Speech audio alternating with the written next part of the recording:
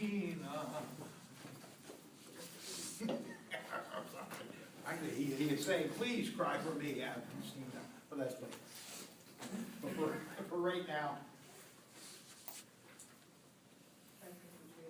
I know, it's not that good, it tastes like styrofoam, but I'm I know, and it looks like concrete and it tastes like styrofoam. Yeah, it's It's that. over too.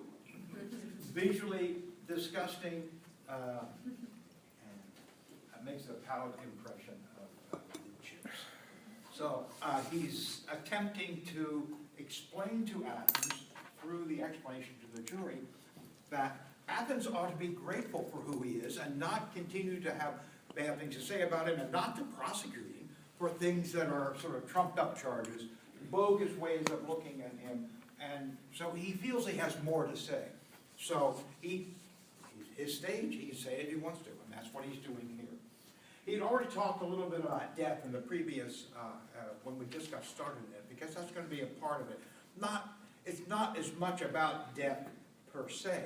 A lot of his comments aren't just about, I'm not afraid of death. They're more a way of saying, we often have a choice to make in life. And one is to do the right thing, and the choice may be between doing the right thing and maybe making our life a little longer. And we should always, if we compromise our character just to get a few extra days or months or years, then we've done the wrong thing. Never compromise your character or your values. Never compromise the person you make yourself into in order just to get some transient benefit. And when he talks about death, he also talks in, as I think I mentioned last time, in the with a background of the old Stoic way of viewing things, of remembering death is inevitable. So whatever you do to postpone death, you can never cancel it out completely. You're only postponing it. Because you're only postponing it, you have to recognize that there maybe are values greater than just a few more months or years. And those values have to do with your integrity.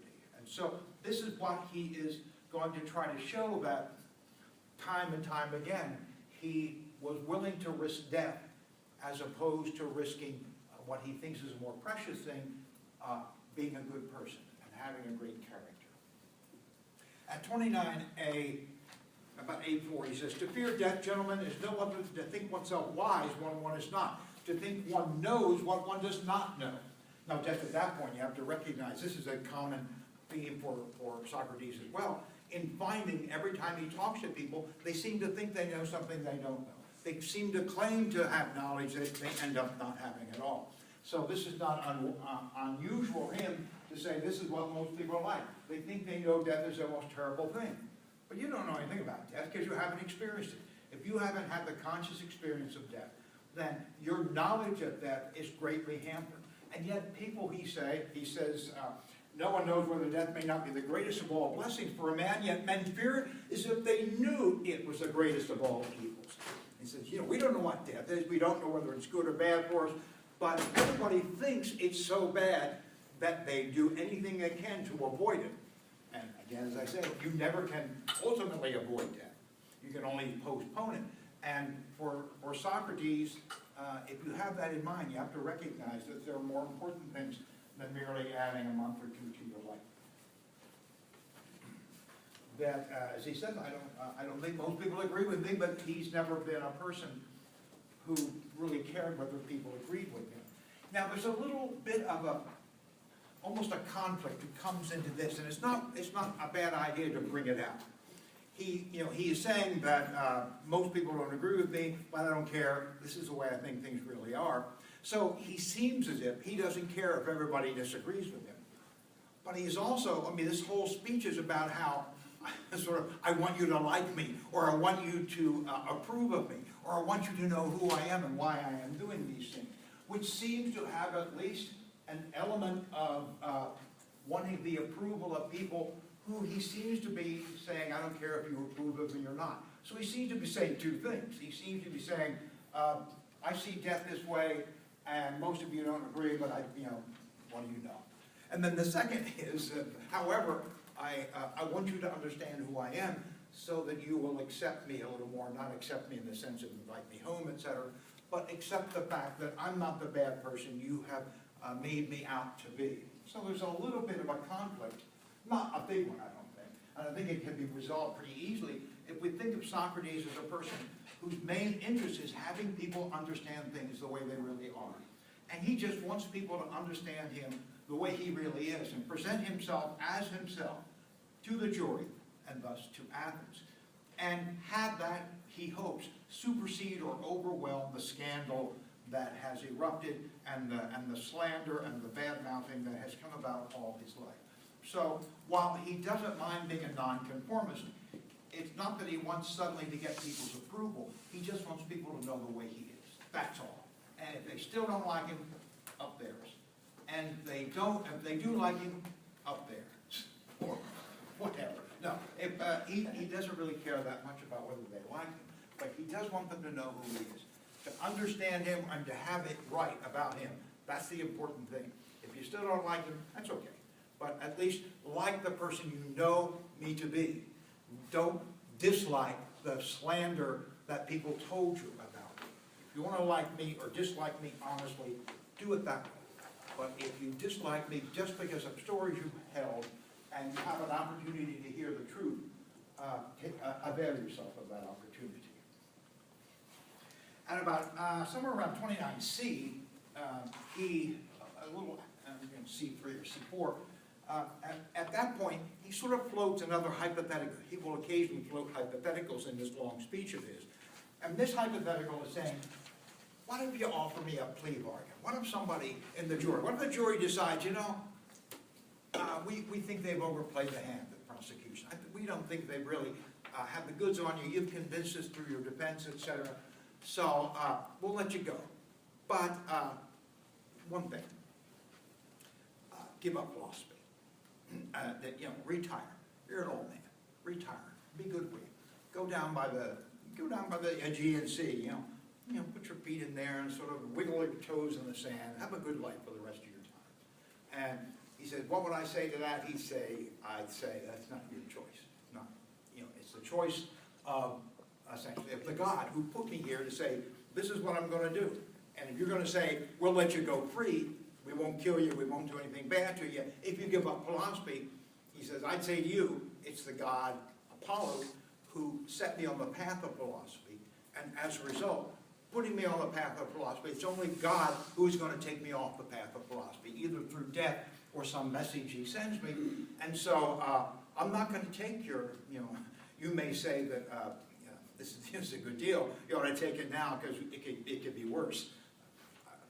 Back in the early 60s, some of you may still know who Woody Allen is. Woody Allen, the filmmaker, was in the early 60s, did stand-up. He was one of the funniest people I ever heard. He came when I was in the Air Force in Oklahoma City.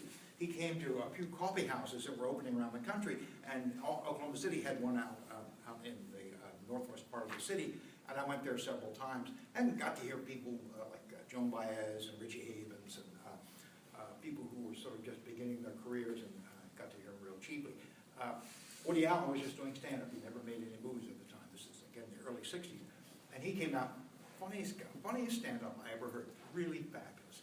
And I remember he was telling the audience that he had just come from Chicago, done some gigs up on the south side of Chicago, real rough neighborhood, and he said, and this club I went into was about the roughest club I've ever played. He said it was so bad in that club that at the end of your act, if they liked you, they never applauded. They let you live. So,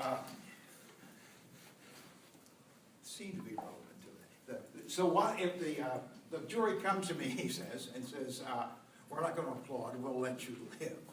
But quit this philosophy crap, quit the stand-up, or whatever it happens to be. So he says, no, because that's not your choice. It's, if you're going to kill me because I'm a philosopher, don't try to dissuade me from doing what God wants me to do. If God wants me to do that, I'm going to do it. And it's not your choice to take me away from that. There's a famous quote by him that it's worth bringing out here at about 30A. Well, at a little, yeah, about at about 30A4, he says, be sure that this is what the God orders me to do, and I think there's no greater blessing for the city than my service to the God. So he's reiterating that you may want me to stop, but God wants me to continue. As long as God wants me to continue, I'm going to keep doing it, because it's not only obedience to God, it's serving the city. It's a better service to the city than anything you bozos are doing. He's not quite saying it that way, but he is trying to show that his whole life has been something of a service to what the God wanted him to do. And so it's not for mortals, certainly not a mortal jury, to tell him not to do what the God tells him to do. In this sense, he really comes off as sort of a religious fanatic, in spite of the fact that he's being prosecuted for being an atheist. But in fact, he sort of comes across as someone who, God above country, God above everything, and God above the legal system when it comes right down to it. So it's a rather interesting situation he has set up here. But he then says, for I go around doing nothing, but persuading both young and old among you not to care for your body or your wealth, in preference to or as strongly as for the best possible state of your soul. As I say to you, wealth does not bring about excellence, but excellence brings about wealth and all public and private blessings for men. So it's worthwhile, first of all, that last quote, the wealth doesn't bring about excellence, but excellence brings about wealth. It's often misunderstood, and he has a meaning for it, and I'll try to give you an idea of what it is. But this is sort of he's trying to explain that not only is his message spiritual, but it's also moral. That the God doesn't just want him, doesn't essentially have make it a spiritual thing as far as a religious message. It's more a message of certain kinds of a moral imperative, that people ought to take themselves seriously. There's a great book by Harry Frankfurt, American philosopher of Princeton, called Taking Ourselves Seriously. And it's a wonderful, it has a sense, he felt, that a lot of people, they don't take themselves seriously as rational thinking, talented and able beings who can make something of themselves, both morally and personally, and throughout might say the evidence and the testimony of their life. Most people sell themselves short and take some easy,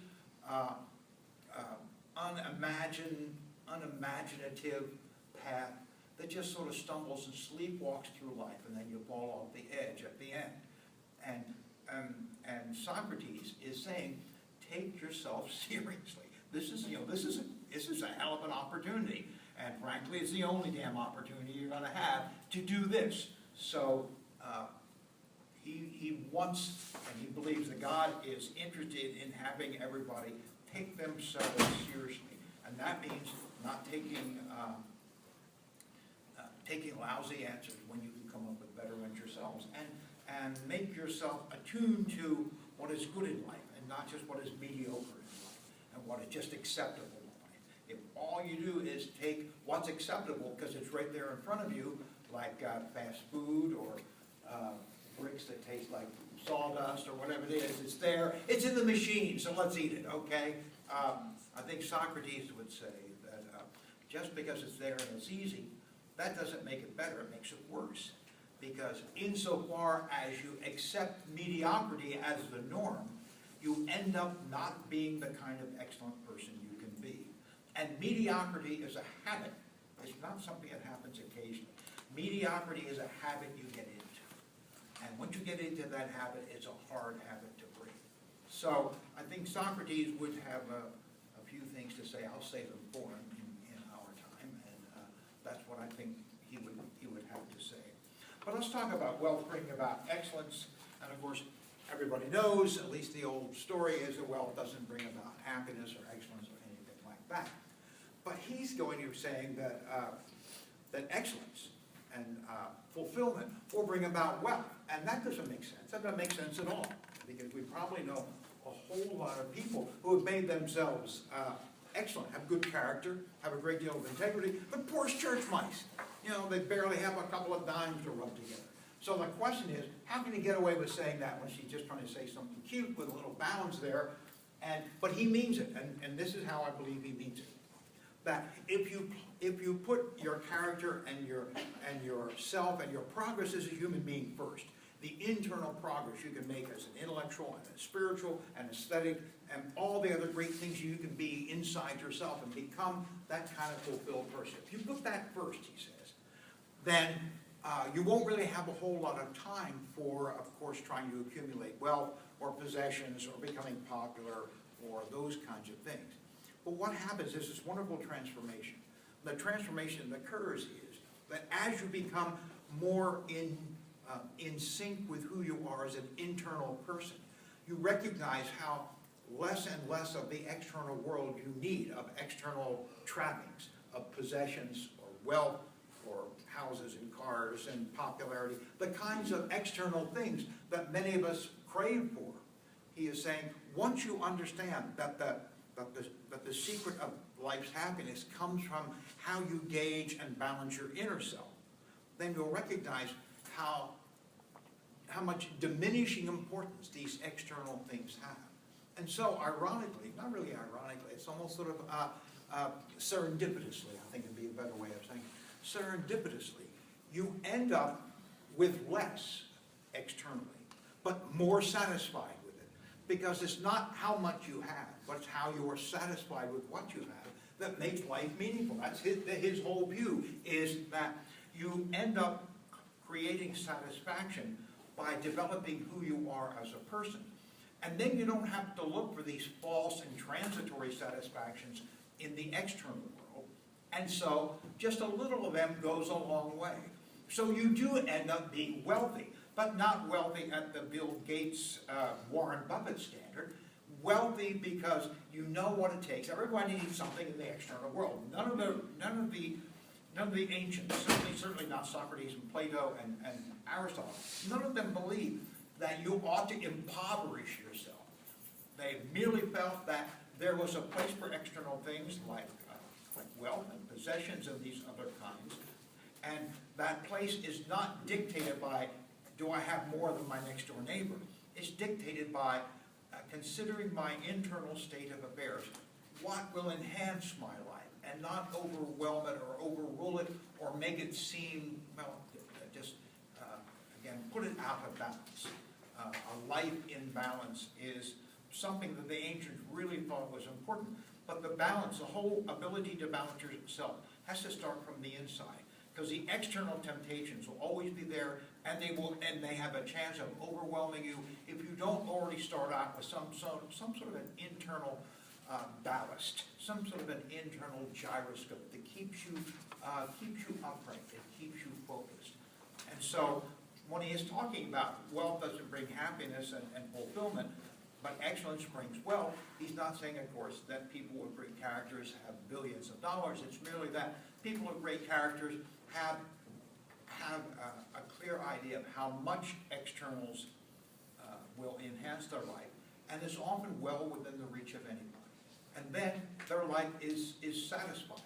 More would only take their attention away from important things in their lives. And so the right amount is the kind that balances who you are as an internal person with what you need from the external world.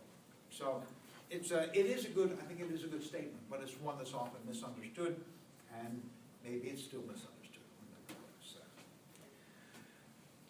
Okay, as we move through about 30C4, he says, be sure that if you kill the sort of man I say I am, you will not harm me any more than yourselves. Neither Meletus nor Anatus can harm me in any way. He could not harm me, for I don't think it's permitted that a better man be harmed by a worse. Certainly he could kill me, perhaps banish or disfranchise me, which he and others may think a great harm, but I don't think so. I think he's doing himself much greater harm, doing what he is doing now, attempting to have a man executed unjustly. Now let's talk about harm and what constitutes harm in the Socratic sense. And it's, again, this comes from ancient philosophy in this sense. This is about ancient philosophy. Why the hell not teach you a little ancient philosophy? And the Stoics, as soon as I retire, actually in the summer, I'm going to start finishing the book I wrote on the great Stoic philosopher Epictetus. I used to teach Epictetus in the intro class, and I stopped doing because he's not an obscure philosopher, but it's not the center of philosophy like Socrates and Plato were. So So I decided I want to sort of revamp the course to bring people who are central to the history of philosophy into the intro course and have you study them. So I took Epictetus away, but I have a great deal of affection for him. He's a Stoic philosopher. And I started writing a book of commentaries on Epictetus, because I did a translation of one of his best works, and then I'm about halfway through the commentaries. So I'm going to finish the commentaries when I get through, when I retire. And I'm looking forward to it. I'll probably just put it up on the web and have people steal them from me. That's okay. If it does them some good, that's fine. But in the Stoic view of things, harm is something that doesn't come from outside, but comes from inside. So that it's impossible for you to be harmed by somebody unless you have the attitude that makes it impossible for you to ward off their harm. Not ward off their blows, not ward off attacks in that kind of a sense. But harm comes to your inner self, to your integrity, to what you are as a person. And you are the you're the guardian of that. And if that gets harmed, if your sense of self gets eroded, it's because you permitted it to happen. This is not a blame the victim thing. That's never anything that Socrates or the ancients were about. It's all about building your own reservoir of strength. If you aren't strength, if you don't have strength, if you aren't strong internally, so that you can know who you are and not really be injured by people who don't know who you are, saying bad things about you. If you can't do that, then you're going to be harmed, but they're not going to harm you. Your lack of resilience and your lack of building your own character up is what will harm you. So when Socrates is saying, Melissus and Anaxius can't harm me, he is confident in his own knowledge of himself, of saying, they're going to say bad things about me. I may not like it, but when it comes to account to it, they're not going to harm me. And also, okay, so they're going to have me executed? Okay, that's execution, that's not harm. I mean, execution is death. Death comes to all of us. If death comes to all of us, then it's only just a matter of fiddling with the chronology and fiddling with the method. Other than that, we're all going to die. As a result, his killing me, and Socrates here being 70, he's already overstayed his welcome on this earth. His being killed by the execution is not something that is sort of a special insult that nobody else is going to have to put up with. It's not that all the rest of us are going to live forever, and poor Socrates, the only guy that dies. We're all going to die. And so he says, death is not a harm. And that's one of the reasons when he talked before about, we don't know what death is, so, don't get obsessed about it. It's going to happen, welcome it as best you can, because you're going to have to one of these days. So he's saying he's not going to be harmed by death or by anything that Melissus and Anaxius do to him. So if that was their intention, they've already failed. Now, if they get a conviction, if they get an execution, they'll get that. But that's not the same thing as harm. Harm is something that erodes your inner self, the sense of who you are. It takes away something of the real person, the real you. And that's not anything that anybody can do except you. So when he's talking about harm, he said, that's not going to happen. And when he talks about a better man can't be harmed by a worse, of course he's putting himself as a better man. But by better, he merely means a person who is more secure with himself, has a more centered view of who he is and can justify who he is. I mean, there are a lot of people who are confident who they are. They may be mass murderers and serial killers or whatever it is. That doesn't necessarily mean that it's a justifiable sin. His whole point in the rest of this apology is saying, I know who I am and I'm comfortable and happy and proud of who I am. But you don't know who I am. And I want you to know who I am before you kill me. I want you to know the kind of person that I am. Because whatever you do to me, I feel as if I'm a good person. And that's what he means by a better person. He doesn't think that Anaxius and Melissus and Lycon are good people. He says, first of all, they're trying to force this unjust prosecution. That shows that they have no sense of justice. They have no sense of anything other than their own, and maybe their own private agenda. And so he says, this indicates that these are not really good people. These are people with great character flaws. And so he says, people like that can't hurt a better person. And if he wishes to call himself a better person, he hopes the jury understands he merely means a person has really got it together, as opposed to these kind of fragmented semi-persons that are prosecuting him. It's interesting that as I've taught Nietzsche in philosophy of religion when I teach that course, but there's an element of, in the book I teach in Nietzsche, that's very much like this whole view that you have to be the person that brings yourself together. And one of the things that Nietzsche says is, you really have to be careful, because there are any number of people out there that want to tell you how to live your life. And you're going to make certain that you ward them off. Even if they're well-being, even if they're kind, even if they're mom and dad, they're going to try to tell you how to live your life. And frankly, pal, you're the only one who knows what your life needs to be, because you live it from the skin in. They don't. And so Nietzsche says, you've got to just sort of, if you have to, spit in their eye and walk away. But you've got to preserve the self. If you can't preserve that, you've got nothing left. If you can't preserve and strengthen and become proud of the self, there's nothing to be proud of. Of course, a lot of people are proud of their house and their car and stuff like that. It's because they look inside at night and it echoes. Nothing there. So Socrates wants you to recognize that if you're a good person, you have nothing to fear from anybody, because harm won't come to you. Hurt can come to you, but not harm. There's a difference between them. Damage can come to you, but not harm. Harm comes only when you allow it to be harmful. And when you allow it to violate the self, then that's when harm comes to you. So he's not worried about it. But he does, again, while he is saying, this doesn't bother me at all, at the same time, he is saying, but as you hear this, don't just take umbrage at it. You're learning about who I am. So try to take that to heart as well. The verdict will come, and maybe you'll be able to give a verdict that's more just, because you know more about the person you're passing judgment on, rather than just using hearsay that you've heard for 30, 40, 50 years about me. So, indeed, gentlemen of the jury, this is about D5, right after the last thing I read. Indeed, gentlemen of the jury, I am far from making a defense now on my own behalf, as might be thought, but on yours, to prevent you from wrongdoing by mistreating the God's gift to you, by condemning me. Ooh, he's the gift of the gods.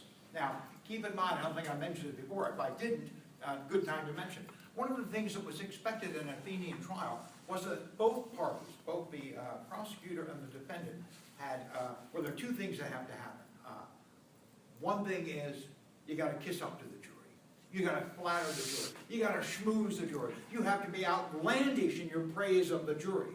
It might well be that was a part of why Meletus said, put all the jurymen and prove the youth. It just sort of his way of flamboyantly saying, oh, you're all the wonderful flower of Athenian manhood, and I prostrate myself in front of you and beg for a verdict that will be in keeping with your great high intellectual character, or something like that. Bullshitting it the way that I'm assuming that Meletus was bullshitted. I'm assuming he can do pretty well. He is, instead of Socrates, instead of flattering the jury, he is sort of saying, you don't know what you got here. I mean, you're too stupid to realize I'm God's gift to you. Apollo gave me on a silver platter to you. I was just an obscure, argumentative bastard in his 20s. And now I am 70 because God gave me to you, and I use my argumentative abilities to try to make this a better place and try to make you better people. And what are you doing for me? You're putting me on trial for my life. So he is saying, I'm trying to defend you now. I'm trying to make certain you don't screw the pooch here. Not that he's the pooch, because next time he'll be the gadfly, the next line down. But anyway, but he just says, you're going to be doing a grave injustice. And for him, for Socrates, whether he lives or dies is not important. But the Athens that he loves, we'll find out more about the Athens that he loves when we read Crito. But the Athens that he loves, he wants to hold itself to high standards of justice. So it's not just that he wants an acquittal so he can go home and have fun with his wife Xanthippe. He wants an acquittal because he thinks it's the just thing to do, and that Athens would be a just place if it did the right thing. And the right thing is not to gang up on poor Socks here and ram through a punitive kind of prosecution just for whatever external motives happen to exist in the power structure of the city, but to do the right thing. And so he's saying, what I'm trying to tell you is the kind of person I am and what I've done for you so that you don't make another mistake. You don't make a mistake of saying, well, I'll believe all the rumors, let's get him out of here. And so he's saying, I am God's gift to you, and you'll not easily find another like me. I was attached to the city by the god, well, it seems a ridiculous thing to say, as upon a great and noble horse, which was somewhat sluggish because of its size, and needed to be stirred up by a kind of gadfly. Now, gadfly, I didn't know when I first read it what a gadfly was, but I realized my grandfather on my mother's side was a farmer, and he used to talk about horse flies, so we used to buzz around the horse's ass, and the horse didn't particularly like it, and when they get on you, you wouldn't like it either. So a gadfly is just a horse fly. I guess there are still horse flies around here. They haven't been made extinct by the pollution yet, have they? Okay, good. So, if so, let's call the Sierra Club. We have to preserve the horse fly in all its beauty. But he's saying, but think of this image now, the gadfly. It's a very famous image. It's one of the most famous images that Socrates brings forth in the Platonic writings. The image of a gadfly, but most of the gadfly just sort of buzzes around the horse's ass. So he's essentially calling the jury, or Athens, a horse's ass, that this little stinging insect, the gadfly, the horsefly, has to be there to try to bite it in the butt upon occasion to get it moving, because it's too lazy or slackerish or fat or whatever it is, it just ain't up to it anymore. And Socrates has been sent by the god to bite it in the butt a little bit and get it moving. Well, this is, if the jury is meant to represent Athens, then the jury is probably not taking this very well. The jury, first of all, is used to being schmoozed and kissed up to and flattered almost to an insane level. And here, they're being almost treated the opposite way, like you dunces don't understand, how good I am, and what the God wants me to do, and why I've been doing it, and how much you ought to be grateful for what the God, through me, is trying to help you with. Instead, you're working in just the opposite direction. So he's being pretty straightforward, but unfortunately it may not be something that will stand him necessarily in good stead. The next thing I want to talk about, because this is sort of a rambling speech, so there isn't any sort of a logical structure to this last part. After he gets through explaining the, let's call it, the flute player analogy, that was really the last structured thing he said. After the flute player analogy, this is all just sort of rambling stream of consciousness almost. But he knows what point he wants to make, but he sort of weaves from one place to another in doing it. And the next thing he talks about there, about 31C405. Sort of another one, people might ask me, why, if you're serving Athens so much, why didn't you go into politics? Why didn't you run for office? Why didn't you serve the whole city rather than one person at a time? And so Socrates says, well, it's a good question. Let me answer for you. And he does there starting at C4. It may strange that while I go around and give this advice privately and interfere in private affairs, I do not venture to go to the assembly and there advise the city. You've heard me give the reasons for this in many places. I have a divine sign from the god, which Meletus has ridiculed in a deposition. Okay, here's the divine sign.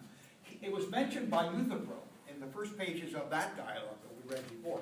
And I think I sort of mentioned offhand that I'll eventually talk about it when it comes up again. Well, it's come up again, and so this is what I'm going to talk about. Socrates never was ashamed of the fact that he believes he heard the voice of God talking to him occasionally, and by real occasionally. Now, today, he'd be medicated real severely if he had made that kind of claim. In those days, I guess it was a pretty common thing. And so, although apparently the very fact that Mellitus is ridiculing his claims to having God speak to him on occasion means that there was certainly a certain level of shame about this. And people thought, you must be a little touched if if you think God's talking to you. But Socrates, don't worry, he believes it is the God speaking to him, and so he's not ashamed of it, and he says, that's one of the reasons I didn't go into politics. Now, let's say the mechanics of it happens to be this, as he's explained in different places.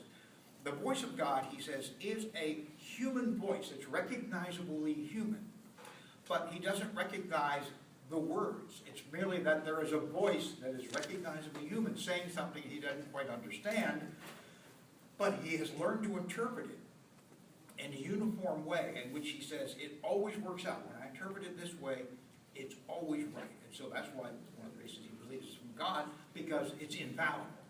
And whenever the voice comes to him, whenever he is thinking of something or doing something or contemplating something or actually beginning to act in some way, when he hears the voice always means, don't do that, stop. That's not where you want to go. That's not what you want to do. It always warns him away from it. If he was thinking something, doing something, contemplating something, whatever it would be, the voice was, don't do that. And so, apparently, when he was contemplating running for office, the voice came and said, and so he decided not to do it. By that time, he was prominent enough that he could maybe have been elected, and he was old enough to trust the voice. The voice had been around for quite a while, apparently. And so he decided that's a good enough reason for him not to go into politics. And then later he says, and it was a good idea, because if you have my kinds of ideas and you go into politics, you'll end up dead real fast. Apparently politics in Athens is pretty brutal. I'll talk a little bit about it later when we get into near the end of the trial, when something interesting comes up. But for right now, apparently he could have lost his life. No, the reason he could have lost his life was, remember, this is a democracy. This was during the democracy when he contemplated, or was briefly contemplating public service, and he had views that were very anti-democratic. He just thought democracy was a hoax, and he was not afraid to say it. And it's okay to say, okay, I believe in the democracy, but I think we're doing wrong things here.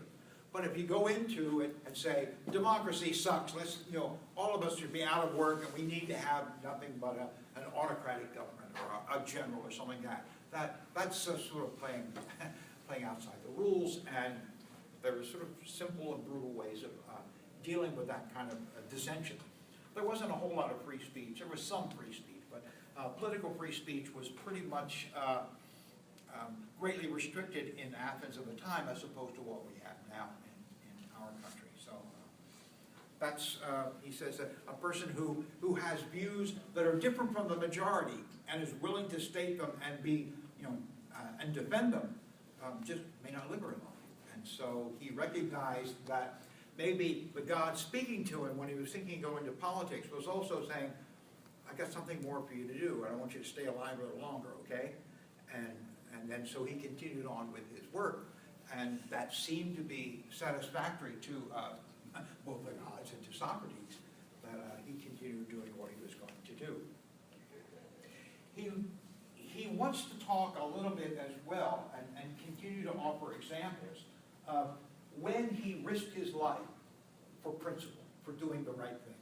And he has two examples. I'll only talk about one of them, but there are two examples here, starting around 32, about 32b, and then on to C and D. He talks about two instances that everybody knew about. Everybody knew about these two things. And so the jury would have known, and maybe they need to be reminded, but they would have known, oh yeah, that's what Socks did. Okay, yeah, I can cut him some slack there. One was that one of his few times in public service was that in the Athenian government, each neighborhood, each dean would have take turns in sort of administering or sort of being in charge of the assembly, and have sort of a person in charge of the assembly, just sort of a momentary thing, like for a week, and then the next neighborhood would have somebody, and then the next neighborhood would have somebody. Well, it turns out that during the Peloponnesian War, in the war with Sparta, that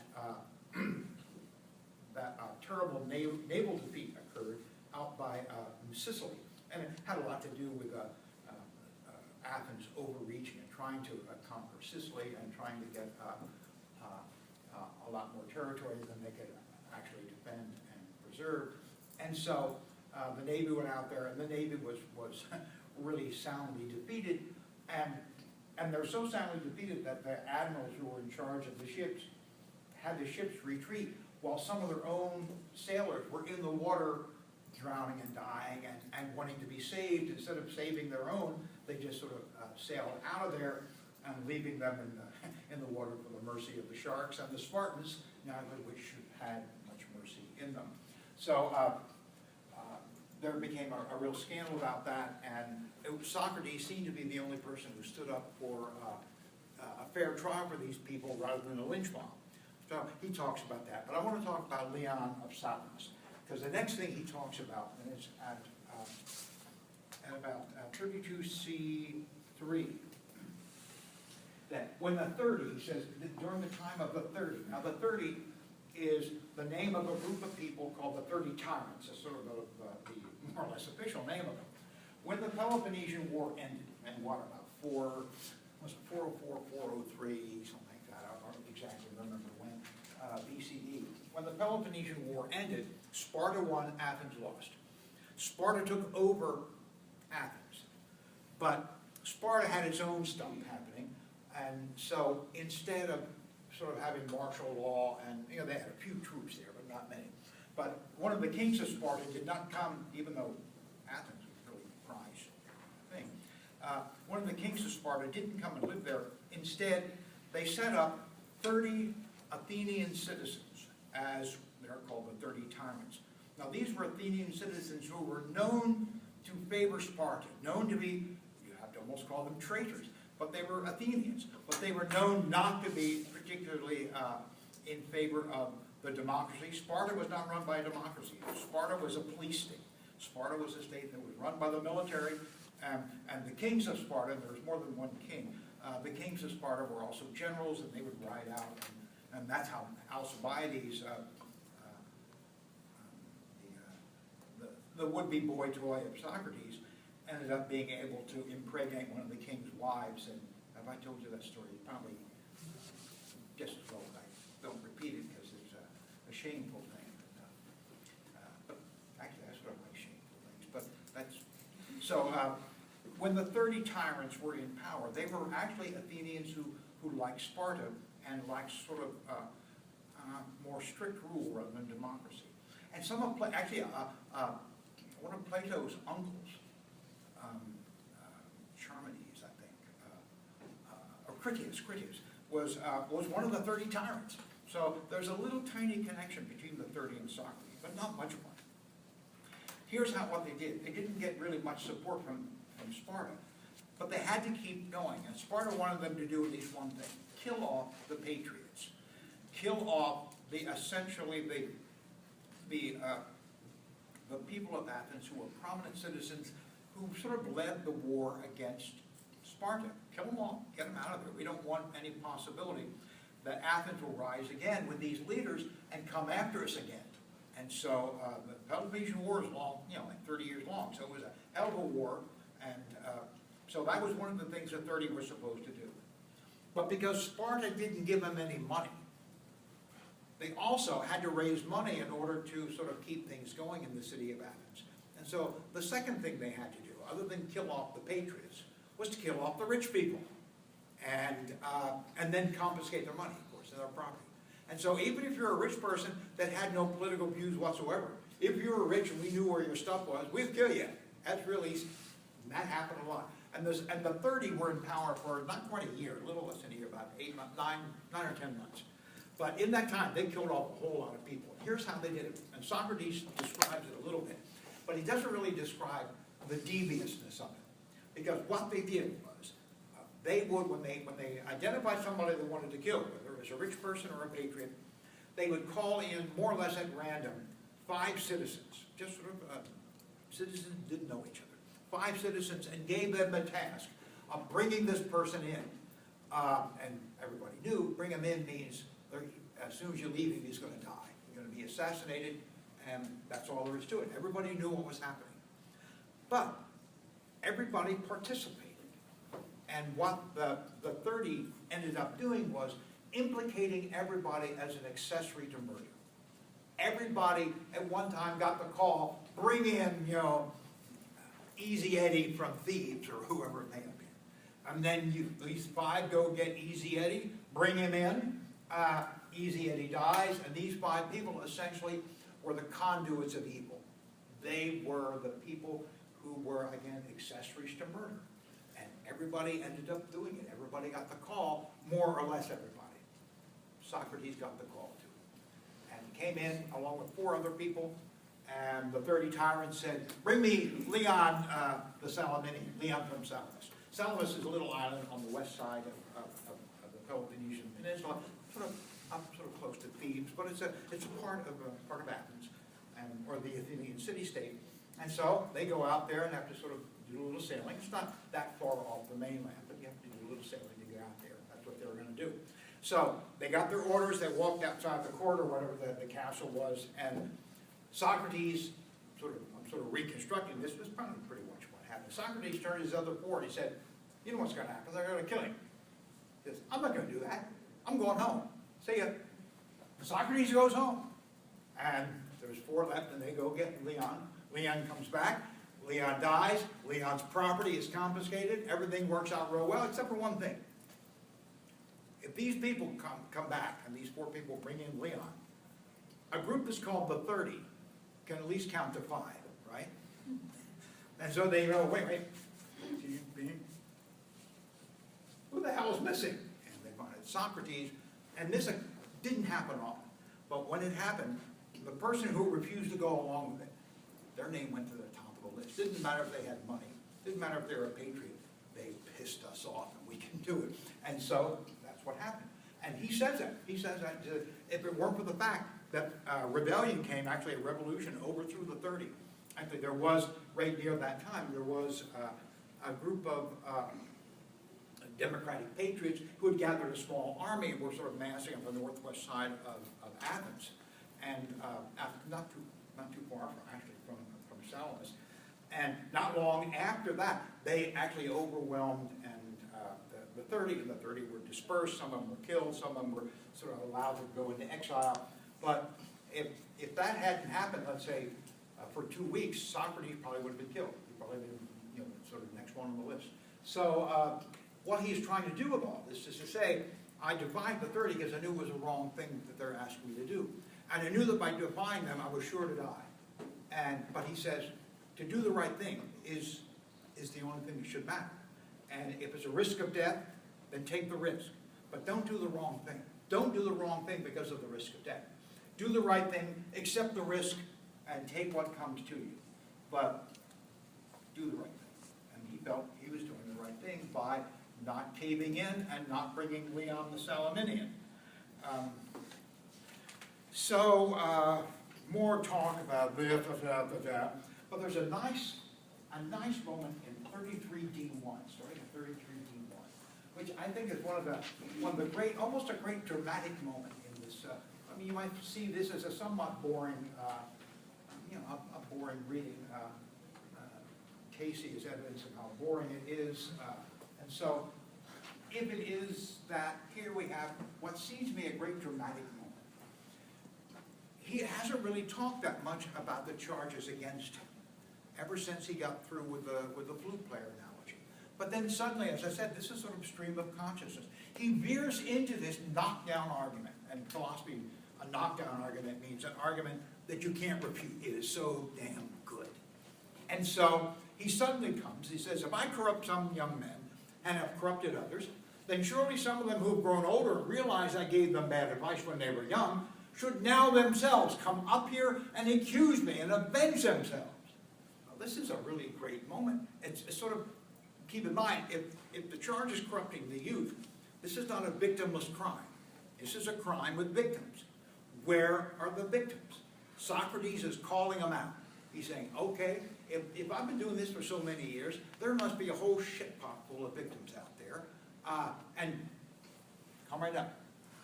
Tell us, tell your story. Tell us what happened. Tell everybody how I corrupted you. He comes up. place is silent, just like this classroom always is. And so, as a result, I think it's a great dramatic moment that essentially Socrates says, if this is a crime, show me the victims. There are no victims. He says, and if it wasn't you, if maybe it was your uncle or someone like that, he's dead, some family member, come up and denounce me. Tell him what happened. Tell him what kind of a terrible person I was. Tell him how corrupted you were, how much therapy you had to go into, all whatever it is that happened in your life. As a result of being associated with me, he steps aside, he looks, the stairs are empty, no one comes up. No one wants to say a thing, not because they're afraid of some dirty, bug-eyed old fat man who was 70 years old, but because there was no corruption.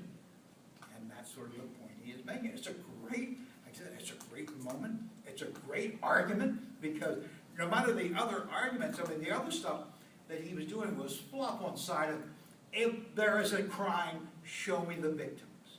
No victims, no crime. And it's a great time. And actually, it's great because he mentions people by name who've been around him for a long time when they were youth.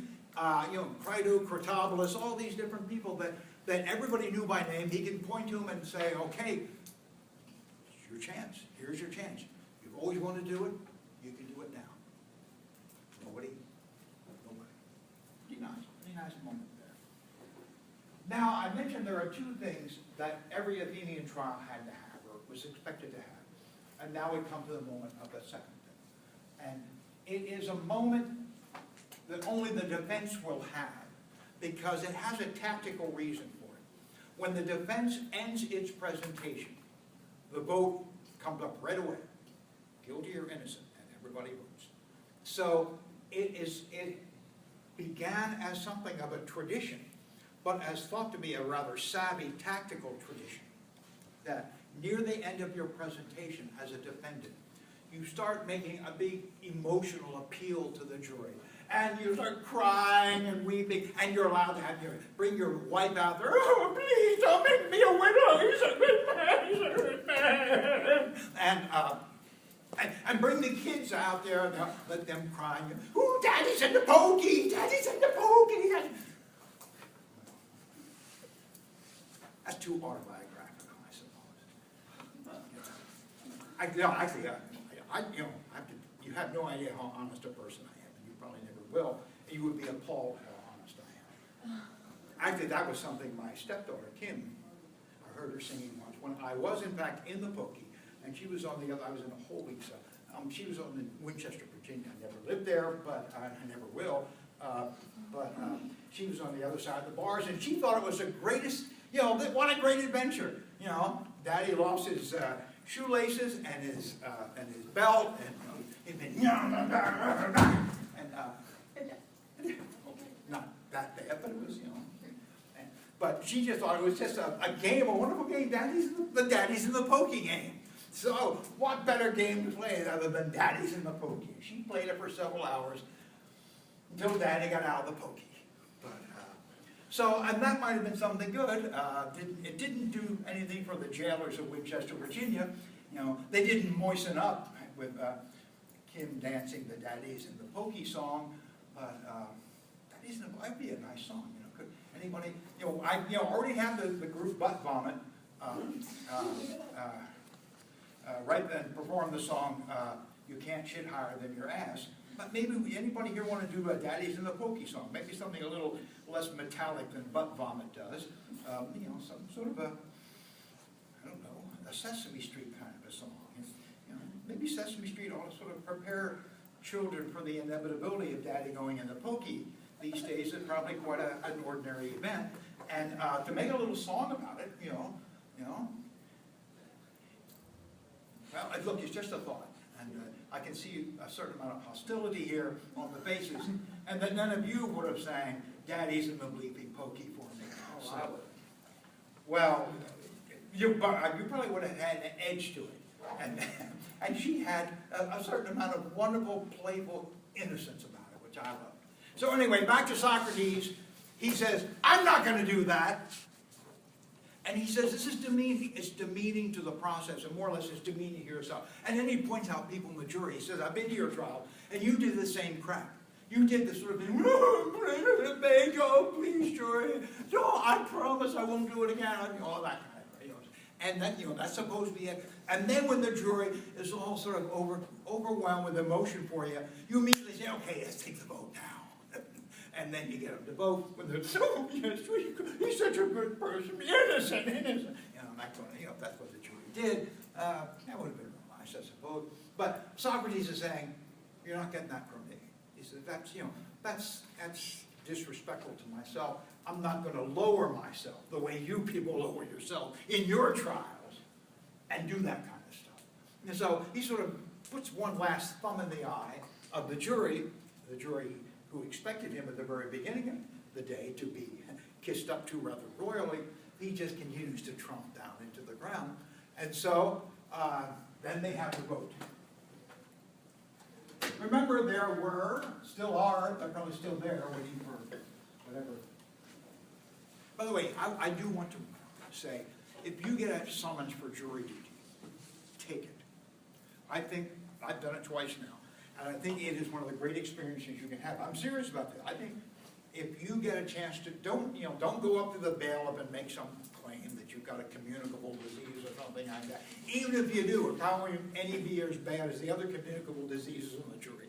And so I think it's a great experience. And one of the things that makes it a great experience, that having been on juries, as I said twice before, I can see how horrible the justice system is from the inside out.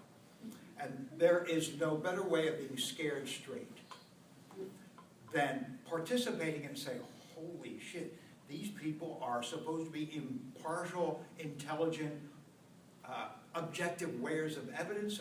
I remember the first trial I went, I was so shocked that once we retired to the jury room, this one guy decided he wanted to be the jury foreman.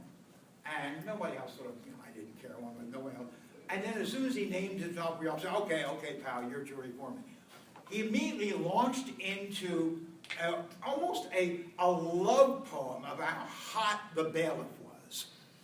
And that's all he wanted to talk about. He didn't want to talk about the case. He wanted to talk about, can I slip a note to the bailiff? Do you think, does I have to go to the judge first? I mean, it was, you know, laugh or cry. So, get some jury duty, and you'll never break the law again.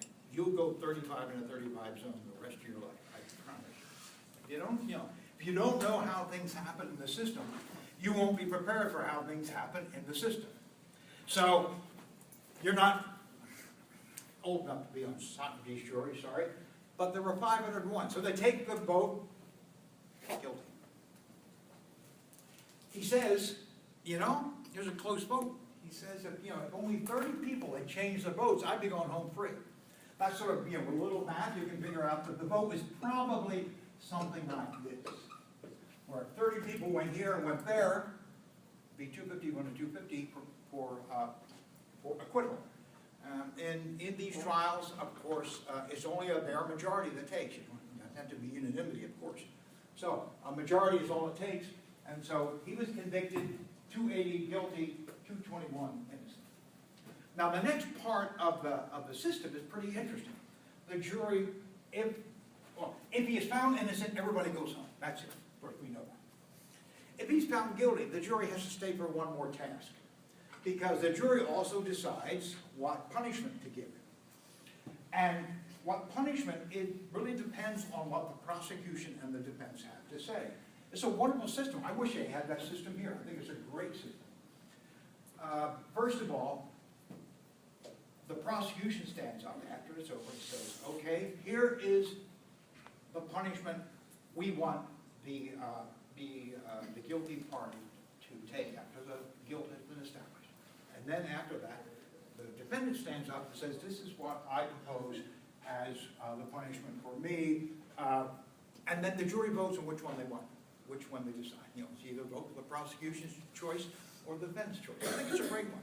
Now, there's also something tactical that went into this that isn't really alluded to, and I'll talk about it just briefly, because it sort of colors a lot of what happens in the next few minutes within the trial.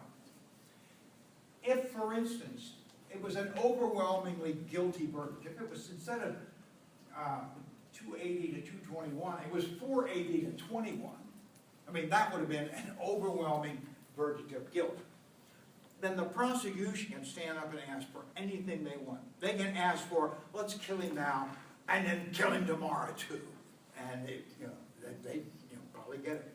So that when you have an overwhelming majority of people saying guilty, then you can ask for just about anything, and you'll have enough to have at least half of them say, yeah, we'll do that.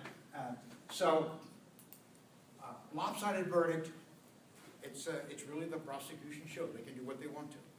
But the closer the verdict gets, and this was a very close verdict, and that's sort of why he said, 30 people changing their votes, and things would have been different.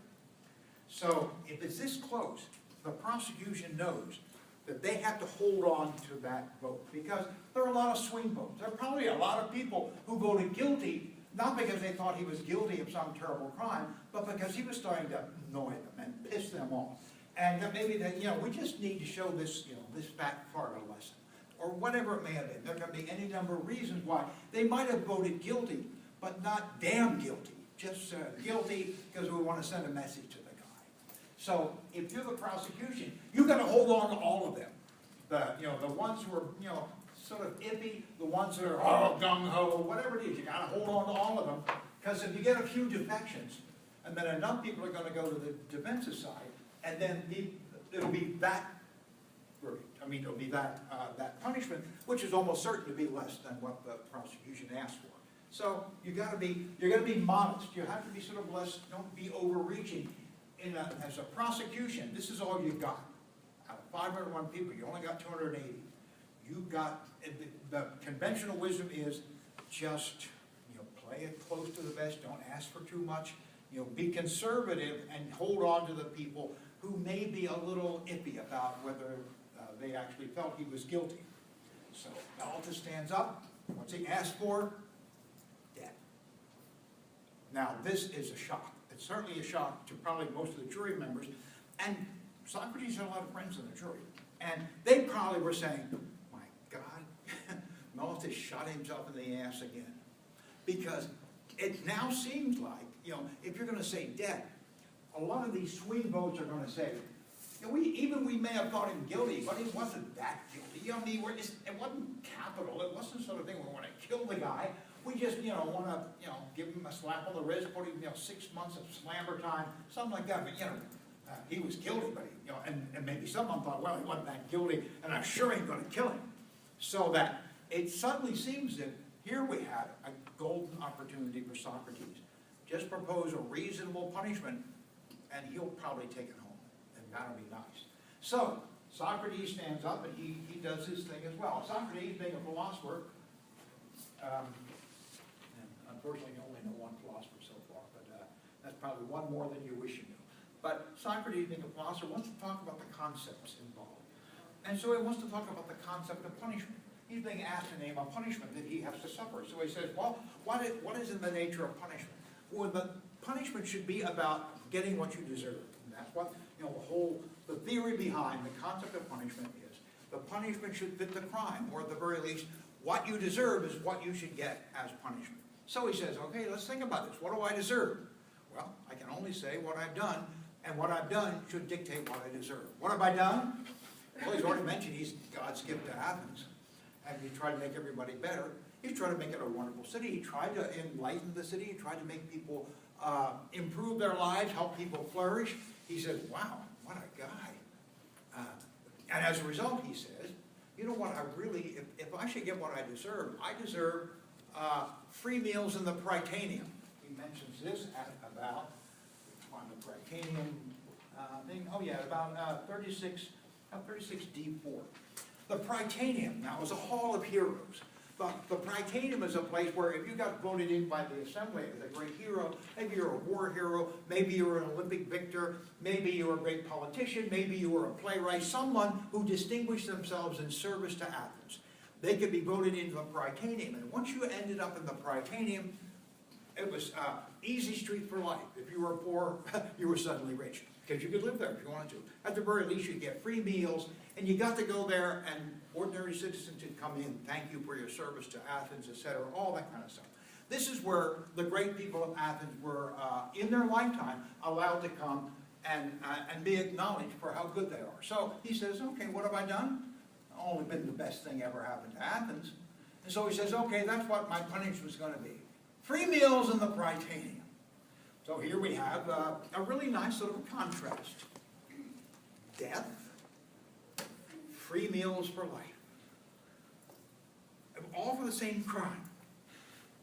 Now, the great or the horrible thing about what is happening here is that his friends in the jury, Plato included, have just gone from elation after Meletus suggests death to Socrates, you imbecile. How could you do? You had this opportunity. But Socrates was not a practical man. He was essentially a contemplative man, and he wanted to, he's not going to say he's guilty of anything. In fact, when you think about him going about asking, trying to understand concepts, the concept of piety, justice, courage, he never seemed to ask anybody about the concept of guilt. That would have been useful. If he had had any, if he had asked somebody about the concept of guilt, he wouldn't then come to the position of saying, well, I'm guilty, therefore reward me. So, but his friends in the jury now are really panicking. And one of them, and perhaps it was Plato, I don't know, one of them suggests that he needs to offer something of a punishment. He needs to, in some sense, suffer some way as a result of being found guilty. And so he says, well, okay, I say 1 minute of silver.